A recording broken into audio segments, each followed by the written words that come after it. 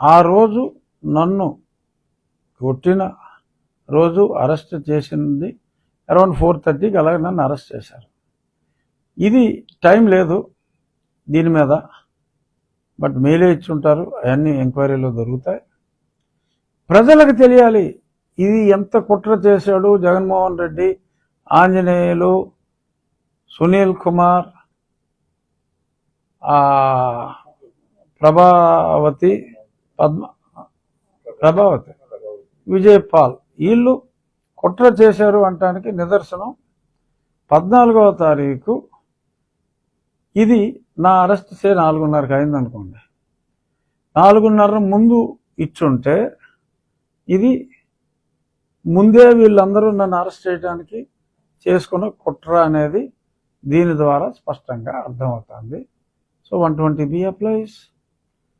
లేదు 4:30 తర్వాతే, నా అరెస్ట్ తర్వాతే ఇది ఇచ్చారనుకోండి, నా అరెస్ట్ తర్వాతే ఇది ఇచ్చుంటే నా పేరు రాయాలి ఇక్కడ. Under some circumstances of emergency in view of the arrest of so and so as he being heart patient. అప్పుడు వాళ్ళకి ఎలా తెలుసో నాకు తెలియదు, ముందే ఊహించుకుని ఉంటే వీళ్ళందరినీ రెడీ చేయమని చెప్పాలి. నా పేరు రాయాలి. నా పేరు రాయలేదు, ఇది రాశారు అంటే దీని భావమేమి తిరుమలేసా అంటే, చెప్పాను కదా నేను ఈ లెటర్ నా చేతికి రాకముందే, లక్కీగా ఈ లెటర్ వచ్చింది నా చేతికి. ఎవడు కాదనలేడు, అక్కడ ఉంటుంది సర్క్యులర్, కలెక్టర్ ఆఫీసులో ఉంటుంది. ఎప్పుడు నన్ను కొట్టారో తీవ్రంగా, నా గుండెల మీద కూర్చొని మంచం కోళ్ళు విరిగిపోయేలా కూర్చొని ఆ అదురుకి నేను ఖచ్చితంగా, ఏమో నేను కాబట్టి బతికాను కానీ ఖచ్చితంగా పోవలసిన వాడిని.